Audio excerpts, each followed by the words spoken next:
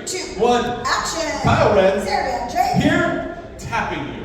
Yes, the after party. It has been yet another epic year. This is our Sunday Fun Day workshop. Loved our time with you guys. We got through a lot of technique today. You were there with us. We'll touch on I know we touched on it with you guys had your cameras for. We'll go quickly through it. Understanding the idea of moving from the back of your head versus your shoulders versus your core versus your tail versus your knees versus your feet. All projectable areas to draw and initiate from. Not one is wrong. It's when you put it at the wrong time that it becomes wrong. Everything has a right movement if it's put at the right time. Yeah? So with that being said, if you can find yourself within your basic structure, understanding that we are counterbalancing objects. My tail moves things this direction, my chest moves things this direction.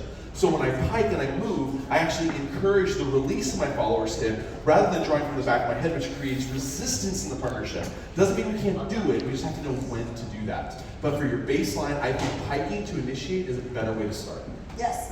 We also talked about the handhold, how Kyle was keeping the integrity of the framework of my handhold during the underarm turns. We talked about that if you initiate, then lift, that could short step the follow. Of course, you can still lift with no reaction. So you want that draw down line first from the piking, which allows me to come forward. I do feel a draw, but then there's a lift that encourages acceleration into my triple. And that's what makes me triple, is I'm moving faster, so I triple.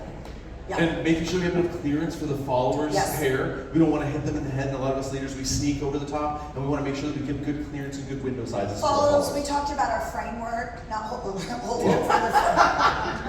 From the front, I'm so Let's shy. get a different So day. shy. And then hanging it from the side of your body and getting that through the back so that we're available to give our leaders connection this way. And you knowing what's going on in your body and presenting a framework that you can keep consistent, and that starts before the arms. Set your body where you can maintain it that day, and it's going to be different from day to day, and then give the extension of your frame. Leaders. But really, it's you managing that, not asking the leader to.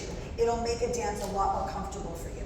Leaders, we talked about the weight of our arms, counterbalancing our body, but if we kept pick them up underneath us, our stretch is different than if we put it out ahead of us. So remember, because we pick up under, we reach forward, biceps stay engaged, these are the bringing muscles. They're also the resistance and extension. So at no point, leaders, am I extending the triceps. At all times, my biceps are drawing back or they're being stretched away. At no point am I pushing anything away. Even in a sugar push, leaders, these are compression points where the follower hits something. I'm never actively sending Sarah back. She's rebounding off of connection. Yeah? So keep your triceps out of the dance. Yeah? Our amalgamation that we went into was triple. We anchored, we hitched, leaders, we brushed, collected, the follower kept going. We hitched and ended with cross pattern, underarm turn, lift. This is where we got into the underarm turn. We anchor this around, leaders, setting up behind the head, develop up for 1, collect the dance, or collect the follower in for 2, close the gap to 3, open the window for 4, draw around for 5 and 6, then we draw down line for free spin, 2,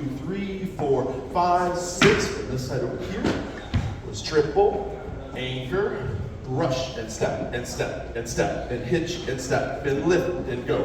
3, 4, 5, 6, 1, 2, 3, 4, 5, 6, 1, 2, 3, 4. Kyle. Sarah. .com. Love you guys.